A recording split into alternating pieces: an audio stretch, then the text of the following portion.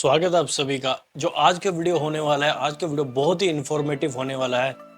जो जो लोग कनाडा में आना चाहते हैं या जिनको कनाडा में आने का ड्रीम है, या जो लोग कनाडा से बाहर रहते हैं और जानना चाहते हैं कि कनाडा में जो लिविंग एक्सपेंसेस हैं कैसे हैं, यहाँ पर जो हाउस है हाउस का रेंट कैसे है, ग्रोसरी के प्राइसेस कैसे हैं, पब्लिक ट्रांसपोर्ट कैसा है, जॉब कैसे है, जॉब को कैसे ढूंढा जाता है। अगर आप इन सभी चीज़ों को जानना चाहते हैं तो ये वीडियो आपके लिए है। मैं हर एक चीज़ को डिटेल में डिस्कस करूंगा यहाँ पर। सबसे पहले मैं डिस्कस करूंगा हाउसिंग रेंट। जो यहाँ पर जो न्यू कमर आता है, सबसे पहले वो स्ट्रगल करता है कि घर कैसे ढूंढना है, क्या क्या सोर्सेज हैं। उसके बाद मैं बात करूंगा जो सबसे बड़ा इम्पोर्टेंट फैक्टर रहता है जो भी कनाडा में आता है, जॉब। उसके बाद जो ग्रोसरी होता है, और लास्ट में मैं बात करूंगा जो पब्लिक ट्रांसपोर्ट है इसके बारे में। तो चलो वीडियो को स्टार्ट करते हैं। सबसे पहले हम बात करते हैं कि यहाँ पर जो कनाडा में जो पहली बार आता है तो वो कैसे घर ढूंढ सकता है, रेंट पे कैसे ढूंढ सकता है। तो जैसे फॉर एग्जांपल आप लैंड होते हो कनाडा में, या कनाडा में जैसे किसी का कोई रिलेटिव है, वो आपको हेल्प कर सकता है। मैं डिफरेंट सिचुएशन यहाँ डिस्कस करता हूँ कि रेंट पे जो हाउस है या कोंडो है कैसे आपको रेंट पे मिलेगा। पहले मैं आपकी सिचुएशन पर आता हूँ। फॉर एग्जांपल आप अभी कनाडा में एंटर नहीं हुए हो और आपका वीज़ा आ गया है और आप घर की तलाश कर रहे हैं कि रेंट पे कैसे घर लिया जाए। तो उसके सॉल्यूशन मैं आपको बताता हूँ। आप जैसे फेसबुक का मार्केट प्लेस है, मार्केट प्लेस में जाके जहाँ आपने जाना है, फॉर एग्जांपल टोरंटो में जाना है या वैनकूवर में जाना है, आप वहाँ की लाइक फेसबुक की मार्केट प्लेस में जाके एरिया वाइज आप सर्च कर सकते हैं कि आपको सिंगल बेड चाहिए या सिंगल रूम चाहिए, आप उस हिसाब से शेयरिंग में रहना चाहते हैं। तो उस एरिया का आप फेसबुक में जाके आप सर्च कर सकते हैं और ओनर को या एजेंट को डायरेक्टली कांटेक्ट कर सकते हो। एक आपका फेसबुक सोर्स है, फेसबुक यानी कि मार्केट प्लेस आप सर्च कर सकते हो कैसे रेंट मिलेगा आपको। और उसके बाद आप सर्च कर सकते हो किजीजी, एक साइट होती है, मैं साइट का नाम डाल दूंगा वीडियो के साथ, तो आप वहां पर भी सर्च कर सकते हो। तो जो आजकल जो ट्रेंडिंग में है जो फेसबुक मार्केट प्लेस है, मोस्टली लोग वहीं से ढूंढते हैं। वहां पर स्कैम भी नहीं होता। किजीजी में मैंने देखा काफ़ी लोग स्कैम भी हो जाते हैं, रेंटल स्कैम। तो उस चीज़ों से आपको बच के रहना पड़ेगा। अगर आप और सोर्सेज जानना चाहते हैं कि कैसे हाउस रेंट को फाइंड करा जाए, तो आप कमेंट कर सकते हैं वीडियो के नीचे। मैं और साइट्स के नाम आपको जो लीगल सोर्सेज है वो आपको सेंड कर दूंगा कमेंट के साथ ही। तो उसके बाद मैं बात करता हूँ कि रेंट किस हिसाब से होता है यहाँ पर। फॉर एग्जांपल आप 2 बेडरूम जो अपार्टमेंट है या कोंडो है वो लेना चाहते हो, तो जनरली मैं ओंटारियो की बात करूंगा, टोरंटो की स्पेसिफिकली। तो यहाँ पर क्या है, जो रेंट रहता है 2500 से 3000 के बीच में रहता है। नॉर्मल कोंडो का आपको ऑप्शन मिल जाता है, फर्निश भी मिल जाता है, और आप अपना सामान भी लेकर आ सकते हैं। तो ये आपके पास ऑप्शन रहता है। और अगर हाउस लेना है आपको, फॉर एग्जांपल, या बेसमेंट लेनी है, बेसमेंट का प्राइस आपको 2 बेडरूम का 1800 से 2200 के बीच में आपको मिल जाता है। वेरी करता है area to area, city to city vary करता है। और अगर आप जैसे हाउस है, अगर हाउस आपको लेना है, लाइक आप ग्रुप ऑफ फ्रेंड्स है, आपको 4 बेडरूम लेना है, तो 4 बेडरूम का जो रेंट चल रहा है यहाँ पर चल रहा है 3200 से लाइक 3600 के बीच में आपको मिल जाता है। कहीं कहीं कहीं जगह 4000 भी है। तो ये ऊपर नीचे चलता रहता है। तो ये मैंने आपको रफली ये बता दिया है 4 बेडरूम का। और बेसमेंट का बता दिया मैंने, 2 बेडरूम बेसमेंट का 1800 से 2200 के बीच होगा। और 2 बेडरूम जो अपार्टमेंट है उसका रेंट 2500 से 3000 के बीच में आपको मिलेगा। ठीक है। और सोर्सेज मैंने आपको बता दिया, मार्केट प्लेस से आप ढूंढ सकते हो या किजीसी से ढूंढ सकते हो। वहाँ कई जो ओनर है, ओनर लिस्टिंग डालते हैं, कई बार एजेंट लिस्टिंग डालते हैं।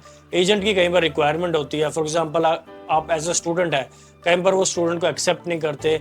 नॉर्मली क्या होता है, वो आपकी सैलरी स्लिप को देखते हैं, वो आपका स्टेटस देखते हैं कि आप जो है रेंट को दे भी सकते हैं कि नहीं दे सकते। तो मोस्टली जो स्टूडेंट है वो बड़ा स्ट्रगल करते हैं जो रेंटल हाउस को ढूंढने में। तो क्या मोस्टली क्या स्टूडेंट क्या करते हैं, वो शेयरिंग में रहते हैं। ठीक है। जो ऑलरेडी कोई रह रहा है तो उसके साथ रहने लग जाते हैं, तो उनको ईजिली पड़ जाता है।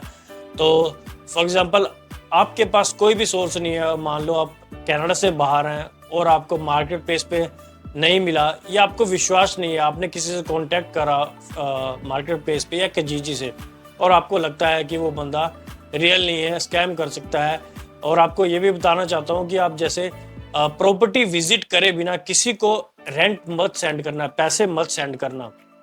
जब तक आप प्रॉपर्टी को फिजिकली विजिट नहीं कर लेते तब तक आप पैसे किसी को सेंड मत करना, ठीक है ना। जब सब आप देख लो, वेरीफाई कर लो, तभी पैसे देना रेंट के, ठीक है।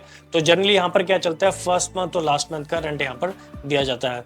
उसके बाद क्या है, जैसे मान लो आप लैंड होते हो कनाडा में और आपके पास कोई भी सोर्स नहीं है, तो फॉर एग्जांपल जिन लोगों का कोई रिलेटिव है, फ्रेंड है, वो वहाँ पर रुक सकते हैं, 1-2 दिन, 1 हफ्ते के लिए रुक सकते हैं, तो उनके लिए तो ठीक है।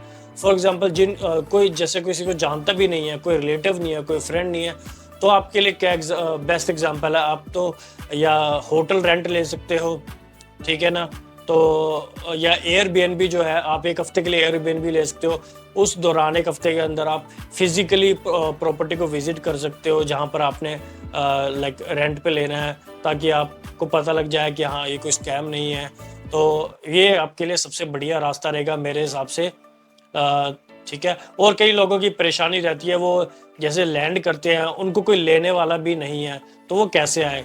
तो मैं अपने एक्सपीरियंस से आपको बताना चाहता हूँ, जब मैं कनाडा में आया था तो मैं किसी को नहीं जानता था और मेरे को ये भी नहीं पता था कहाँ जाना है, तो मैंने सीधा जो एयरबीएनबी है, एयरबीएनबी ऑलरेडी बुक कर रखा था। तो जैसे ही मैं कनाडा में लैंड हुआ था, आप भी वैसे ही कर सकते हो। जो टैक्सी है, टैक्सी को आप एड्रेस बता सकते हो, वहाँ आप कैश में पे करके आप वहाँ पर जा सकते हैं। देन उसके बाद अपना आप रेंटल जो भी है, जैसे शेयरिंग पे रूम है, वो आप ढूंढ सकते हो।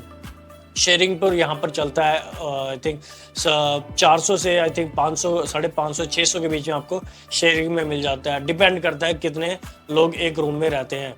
कई लोग बड़े ही लाइक ज़्यादा रहते हैं तो वहाँ आपको रेंट कम मिल जाएगा, और कहीं पर लाइक 2 बंदे रहते हैं, 3 बंदे रहते हैं, उस हिसाब से आपको रेंट डिवाइड हो जाता है। तो ये तो आपको मैंने बताया, अगर आप कनाडा से बाहर हैं, ठीक है ना, और आपके भी दिल में लाइक कन्फ्यूज़न है कि कैसे मेरे को मिलेगा रूम, तो ये आपको रास्ता मैंने बता दिया है। तो आप अगर ये फॉलो करोगे तो आपको ईजिली मिल जाएगा।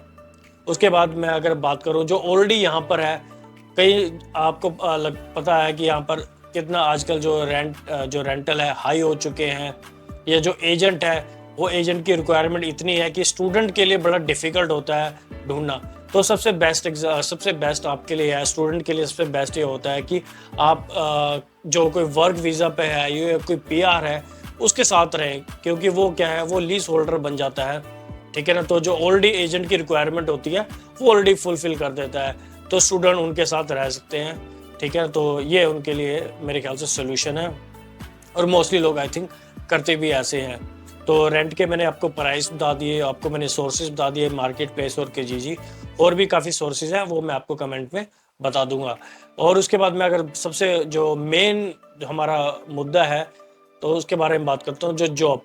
अगर आप एज ए स्टूडेंट हो या वर्क वीज़ा पे हो या पीआर हो, आपको जॉब कैसे मिलेगी, क्या क्या सोर्सेज हैं फाइंड करने के, और किस तरह की जॉब मिलती है, मैं इन सब पे डिटेल में बात करता हूँ। फॉर एग्जांपल आप एज अ स्टूडेंट आए हो, ठीक है, या आप वर्क वीज़ा पर हो, आपको स्टार्टिंग में आके जैसे एज अ स्टूडेंट है आपको पार्ट टाइम जॉब करनी पड़ती है, ठीक है ना। पार्ट टाइम जॉब किस तरह की होती है, यहाँ पर फैक्ट्री जॉब होती है, वेयर हाउस जॉब होती है, सिक्योरिटी जॉब होती है, ठीक है। तो मोस्टली लोग यही जॉब करते हैं, या ये ऊबर होती है, लाइक डिलीवरी होती है ऊबर की, ठीक है ना, फूड डिलीवरी वो करते हैं लोग। तो मोस्टली ये जॉब यहाँ पर चलती है। तो मैं सबसे पहले अगर बात करूँ, जो सिक्योरिटी गार्ड है, सिक्योरिटी गार्ड की जॉब के लिए आपको यहाँ पर सिक्योरिटी का लाइसेंस लेना पड़ता है। उसके लिए आपको 1 दिन की ट्रेनिंग करनी पड़ती है, फर्स्ट एड और सीपीआर का आपका सर्टिफिकेट बनता है। उसके बाद आपको कुछ वीडियो होते हैं, सेफ्टी के वीडियो देखने पड़ते हैं। उसके बाद आपका कंप्यूटराइज एग्ज़ाम होता है, उसके बाद आपको लाइसेंस मिल जाता है। देन आप अप्लाई कर सकते हो। काफ़ी जो एजेंसियाँ, सिक्योरिटी की एजेंसियाँ हैं, तो वहाँ पर आप जॉब अप्लाई करोगे तो आपको इजीली जॉब भी मिल जाती है। सिक्योरिटी की जॉब यहाँ पर काफ़ी है। उसके बाद फॉर एग्जांपल आपको वेयर हाउस में काम करना है, फैक्ट्री में काम करना है, यहाँ पर एम्प्लॉयमेंट एजेंसीज होती हैं, तो आपको यहाँ पर फिजिकली जाना पड़ेगा या कॉल करना पड़ेगा एम्प्लॉयमेंट एजेंसी को। देन वो आपको वर्क प्रोवाइड करेंगे। अगर फैक्ट्री में भेजते हैं तो फैक्ट्री में जा सकते हैं, वेयर हाउस का है तो वेयर हाउस में आपको भेज सकते हैं। और यहाँ पर मिनिमम वेज वही 15 के करीब चलता है, तो आपको वही पे रेट मिलता है।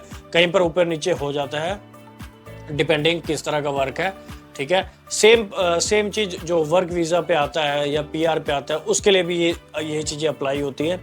वो फुल टाइम काम कर सकते हैं, क्योंकि स्टार्टिंग में क्या होता है, जैसे आप वर्क वीज़ा पर आए हो, आपको अपनी फील्ड का काम नहीं मिल रहा, तो आप क्या ऊबर कर सकते हैं, डिलीवरी कर सकते हैं, तो सर्वाइव करने के लिए स्टार्टिंग में ये जॉब करते हैं लोग, ठीक है ना। उसके बाद अगर आप फॉर एग्जांपल प्रोफेशनल जॉब आप ढूंढ रहे हो, प्रोफेशनल जॉब ढूंढने के लिए आप लिंक्डइन यहाँ पर है, इंडीड है, इनका यूज़ कर सकते हो। आप कई लोगों के दिमाग में ये भी दुविधा होगी कि हाँ हमारे पास रेफरेंस नहीं है। ऐसा ज़रूरत नहीं है कि आपके पास अगर रेफरेंस नहीं, आपको जॉब नहीं मिलेगा। अगर आपके पास स्किल है, आपको डेफिनेटली जॉब मिलेगा यहाँ पर। आप लिंक्डइन से आपकी प्रोफाइल बढ़िया बनाइए, इंडीड में प्रोफाइल बढ़िया बनाइए और अप्लाई करते रहिए। अब आपको सिर्फ वेट करना होता है, यहाँ पर थोड़ा पेशेंस का गेम होता है, जॉब आपको ज़रूर मिलती है। थोड़ा स्ट्रगल लगता है, कई बंदे हिम्मत हार जाते हैं कि स्टार्टिंग में हमें इतनी जॉब अप्लाई कर ली, हमें जॉब नहीं मिल रही।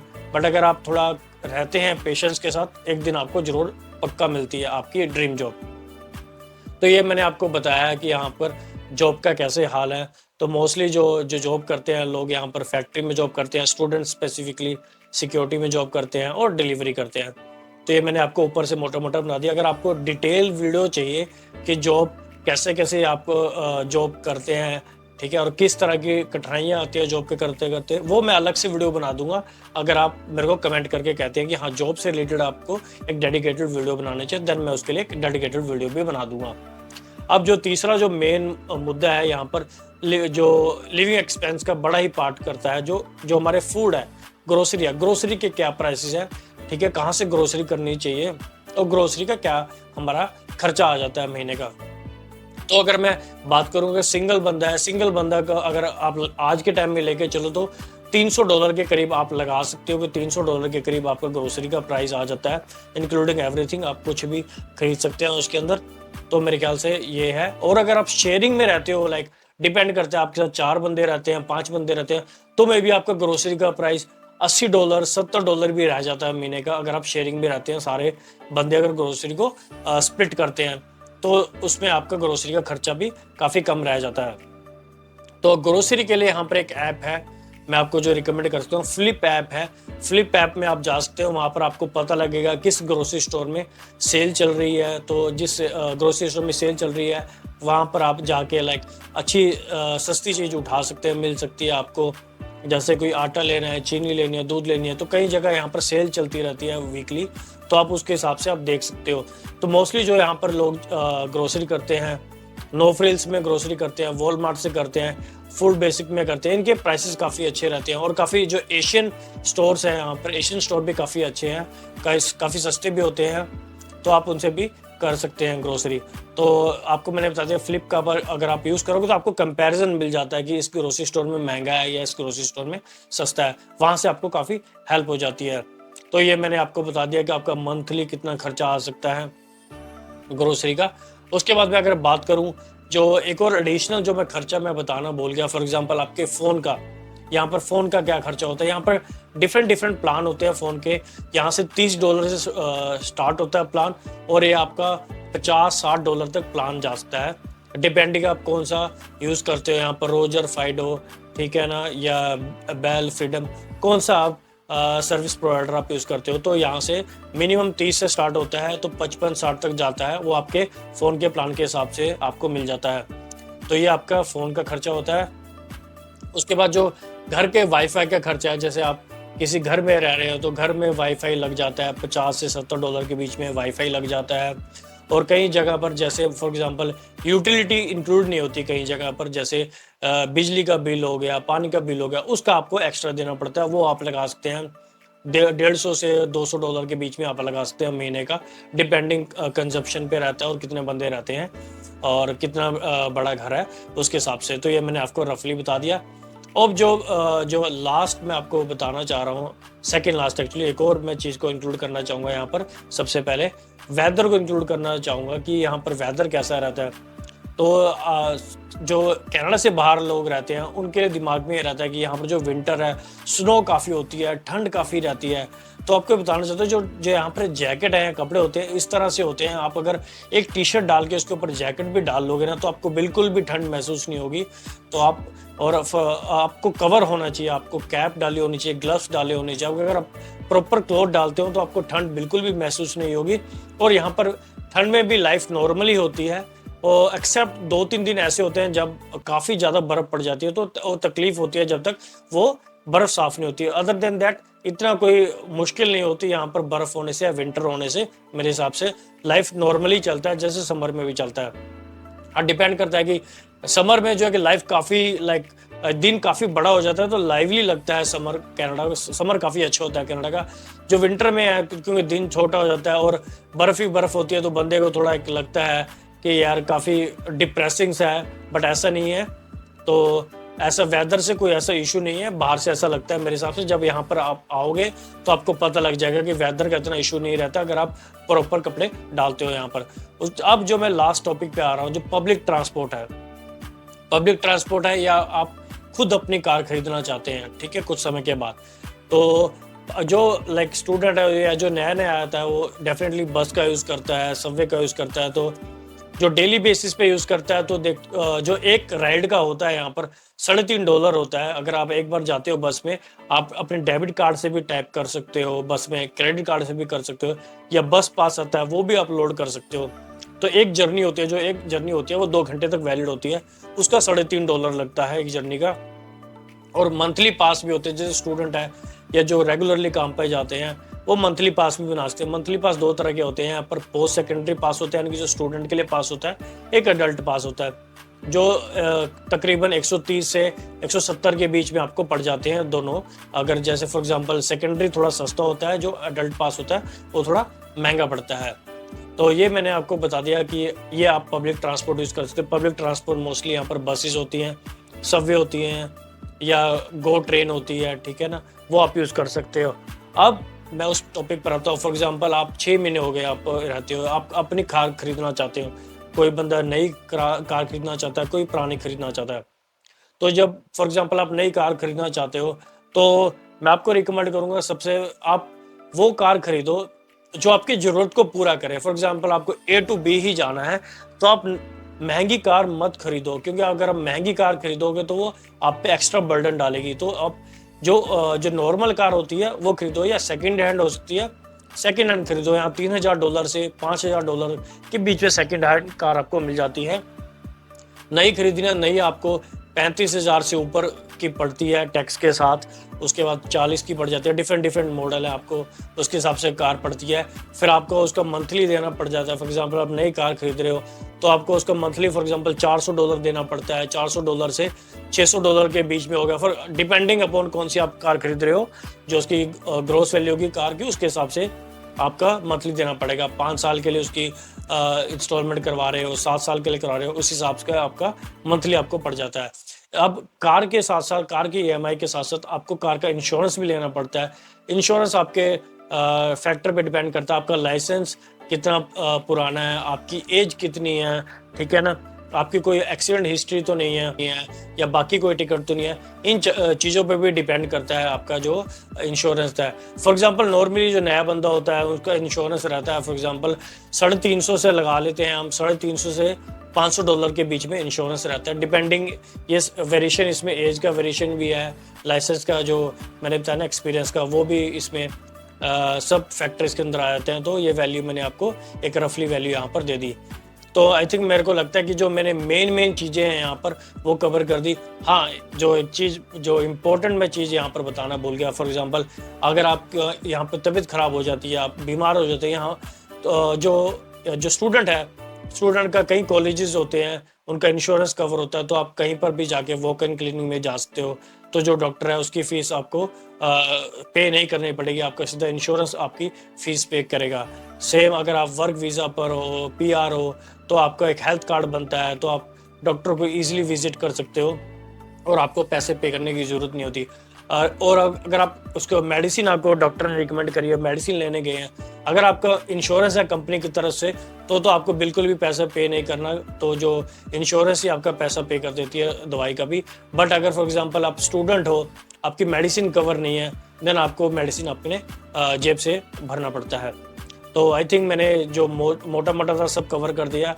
अगर आपको किसी टॉपिक पे डिटेल वीडियो चाहिए या कुछ और इन्फॉर्मेशन चाहिए, आप मेरे को कमेंट कर सकते हैं, मैं उसकी डिटेल वीडियो बना दूंगा। ठीक है, आज के लिए इतना ही, धन्यवाद।